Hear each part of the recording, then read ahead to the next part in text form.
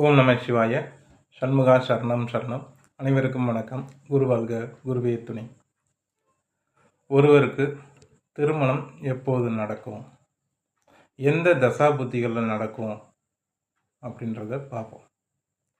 அதாவது நடைபெறக்கூடிய தசா 2ஆம் பாவகத்தோடும் 7ஆம் பாவகத்தோடும் எந்த விதத்திலாவது தொடர்பு பெற்றால் மட்டுமே அந்த தசா காலத்தில் திருமணம் நடைபெறும்.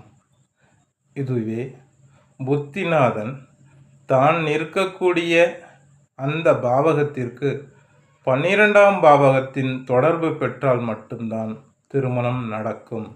ஆக தசாவும் புத்தியும் இந்த நாம் சொன்ன சேர்க்கைப்படி தொடர்பு பெறும் பொழுதுதான் ஒரு ஜாதகருக்கு திருமணம் என்பதே நடைபெறும் அப்படின்னு சொல்லலாம். இது தசாபுத்தி அடிப்படையில் சொல்லக்கூடியது. அனைவரும் பயன்படுத்தி பாருங்கள். நன்றி, வணக்கம்.